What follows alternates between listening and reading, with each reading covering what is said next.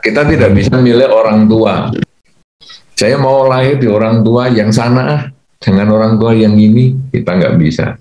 Kita juga tidak bisa memilih lahir di negara tertentu. Saya mau lahir di negara sana, jangan negara ini, nggak bisa.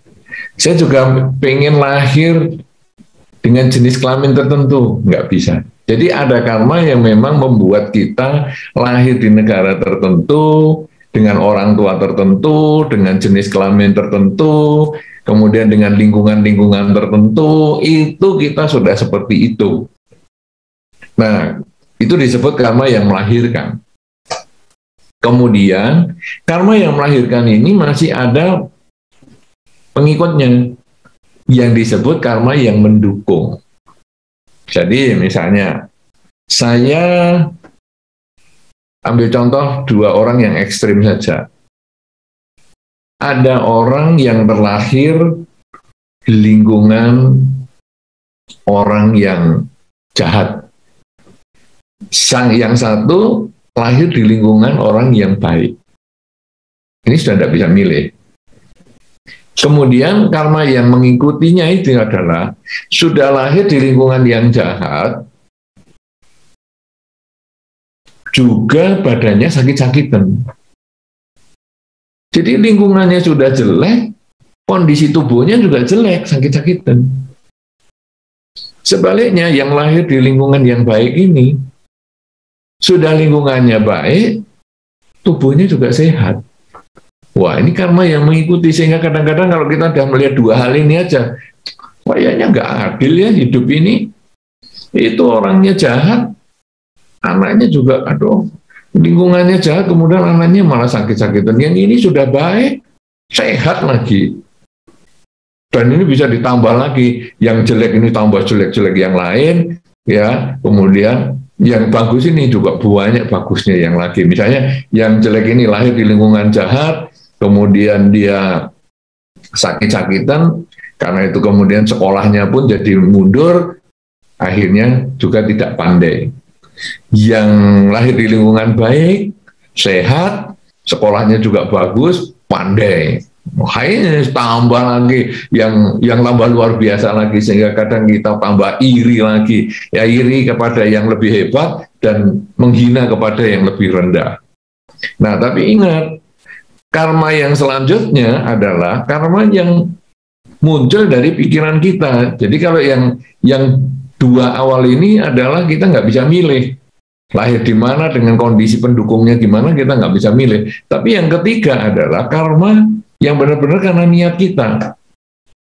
Kalau yang tadi lingkungannya jahat, kemudian sakit-sakitan, nggak pintar lagi, terus dia berpikir, wah, saya caranya gini, saya ini sudah lingkungannya jelek, kelahiran saya juga jelek, nah sudahlah, saya mau teruskan kejahatan saja, biar saya lanjutkan lingkungan jelek saya nih, karena dulu lingkungan saya ini kan memang omongannya ya kasar, kemudian kelakuannya suka mencuri dan lain sebagainya, saya terlanjutkan. Nah itu niat sudah.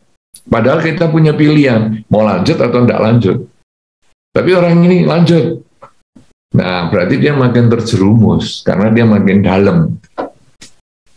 Sebaliknya yang di lingkungan yang baik, pandai, sehat, terus dia ngerti dharma, wah, saya juga mau berbuat baik terus supaya saya nanti di kehidupan ini selalu hidupnya bahagia, bahkan bukan hanya di kehidupan ini, nanti lahir lagi pun saya juga tetap lahir di tempat yang baik-baik dan bahagia. Jadi dia terus mengembangkan kerelaan, kemoralan, dan konsentrasi dengan baik. Maka hidupnya dia juga makin bahagia, karena dia juga punya pilihan. Apakah dia mau mengembangkan kerelaan, kemoralan, dan konsentrasi? Apakah dia mau memanfaatkan kepandaiannya, kekayaannya, kesuksesannya ini untuk jahati orang misalnya? Ini pilihannya dia. Nah, jadi sekarang pilihan dia ini yang mengubah atau menambah karma yang sedang dijalani.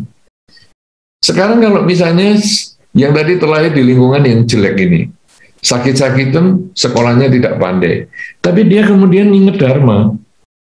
Saya ini sudah lahir di lingkungan yang tidak baik, sakit-sakitan, ini kan berarti saya sedang memetik buah karma buruk. Sudahlah, mulai sekarang saya bertekad untuk menjalankan kerelaan, kemoralan, dan konsentrasi. Saya terus berbuat baik semaksimal mungkin. Maka niat baik ini satu ketika bisa memotong karma yang sebelumnya sudah dijalani. Jadi orang yang lo lihat, ini kok baik ya, padahal dia dari lingkungan yang nggak baik. Nah cobalah saya kasih kerjaan yang sederhana dulu, bisa nggak orang ini dipercaya? Oh ternyata bisa ya. Wah kalau gitu nih memang orangnya ini beda nih sama lingkungannya. Sehingga akhirnya orang ini mungkin disekolahkan, sehingga dia menjadi lebih pandai. Orang ini kemudian diberi fasilitas kesehatan, akhirnya menjadi lebih sehat. Kemudian juga dia kemudian diberi pekerjaan yang layak, dan akhirnya dia bisa keluar dari lingkungan yang jelek itu. Karena apa? Dia bisa memotong lingkungan yang jelek ini. Karena dia mengembangkan kerelaan, kemoralan, dan konsentrasi tadi, melakukan kebajikan, sehingga dia memotong lingkungan jeleknya. Sekarang bagaimana yang baik ini tadi? Di lingkungan yang baik, pandai, sehat lagi. Kalau tadi yang pertama contohnya adalah dia kemudian melanjutkan dengan mengembangkan kerelaan, kemoralan, dan konsentrasi. Akhirnya dia makin sukses, makin baik, makin pandai, dan banyak teman, dan lain sebagainya. Tapi kalau sekarang dia punya niat untuk berbuat jahat, mungkin dia memanfaatkan kepandaiannya, mungkin memanfaatkan kesuksesannya, dan lain sebagainya, akhirnya dia ditangkap polisi. Ditangkap polisi karena dia melakukan kejahatan. Dan kemudian dia akhirnya hidupnya bertahun-tahun di penjara. Nah, hasilnya apa ini? Kepandaiannya dia, lingkungannya dia yang baik, akhirnya tercemar karena kelakuannya dia. Nah ini memotong karma baik yang sedang dia jalani. Karena apa? Karena pikirannya dia, niatnya dia tidak baik. Nah jadi 4 jenis karma ini yang kita harus mengerti. Karma yang melahirkan kita tidak bisa milih.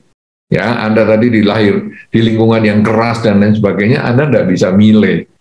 Kemudian karma yang melahirkan ini ada buntutnya yang mendukung kehidupan Anda tadi. Jadi Anda sendiri mungkin juga punya problem, punya masalah, sehingga kadang-kadang bisa sabar, kadang-kadang tidak bisa sabar, dan lain sebagainya, menghadapi mereka. Itu betul.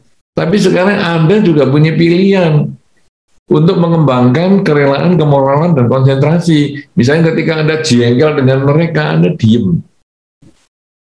Jangan mengeluarkan omongan apapun juga. Jangan bertindak apapun juga. Diam. Kalau sampai nggak tahan, masuk kamar dulu. Diam, menyendiri. Nah, ini sebetulnya Anda mulai mengembangkan kerelaan, melepaskan ego Anda. Untuk apa tuh saya melawan emosi dengan mereka? Sudahlah, saya diam. Nah, ini Anda mengembangkan kerelaan. Kemudian Anda juga mengembangkan kemoralan, Anda mengendalikan ucapan, mengendalikan kelakuan Anda. Apalagi Anda bisa mengembangkan pikiran positif. Sudahlah, biar mereka bahagia, semoga semua makhluk bahagia, semoga semua makhluk bahagia. Tiap kali kita jengkel dengan orang-orang itu, semoga mereka bahagia, semoga semua makhluk bahagia. Nah, karena Anda punya pikiran yang baik, ucapan yang baik, dan perilaku yang baik, ketika karma baiknya cukup, Anda bisa memotong karma-karma buruk yang Anda sedang jalani itu, sehingga Anda mungkin satu ketika bisa bekerja di luar kota, atau Anda terkondisi untuk hidup di kondisi yang lebih nyaman dari yang sekarang, dan lain sebagainya, sehingga Anda merasakan, wah, karma baiknya kok luar biasa ya, sekarang aku bisa hidup lebih bahagia, lebih tenang, lebih damai, dan lain sebagainya. Tapi kalau Anda tinggal di lingkungan yang seperti itu, kemudian Anda sudah didukung oleh karma-karma dengan masalah yang banyak, kemudian Anda berpikir yang negatif lagi, lawan mereka, hajar mereka, mereka ngomong apa satu kata, Anda hajar 10 kata yang jelek, mereka bertindak sesuatu yang jelek, Anda lawan dengan 10 kali kejelekan, dan lain sebagainya. Pikiran Anda hanya diisi juga kebencian, kapan mereka ini mati, kapan mereka sakit, aku sudah bosan dengan mereka, dan lain sebagainya. Maka Anda menambah garam di luka Anda. Dan akhirnya Anda merasa, duh hidupku kok makin terpuruk ya, makin terpuruk, makin terpuruk. Siapa yang bikin terpuruk? Yang bikin terpuruk adalah diri kita sendiri. Karena kita tidak melakukan banyak kebajikan. Nah, jadi sekarang kuncinya adalah lakukan kebajikan dengan pikiran, ucapan, dan perilaku. Sehingga ketika Anda dalam kondisi yang terpuruk, maka terpuruknya itu tidak lama. Untuk akhirnya Anda bisa bangkit lagi, mungkin di lingkungan yang lebih sesuai, yang lebih baik. Ya, tapi ketika Anda sudah ada di lingkungan yang baik, tetap lakukan kebajikan dengan pikiran, ucapan, dan perilaku agar Anda akan lebih bertahan lama di tempat yang baik, bahkan bisa menjadi lebih baik lagi daripada lingkungan Anda.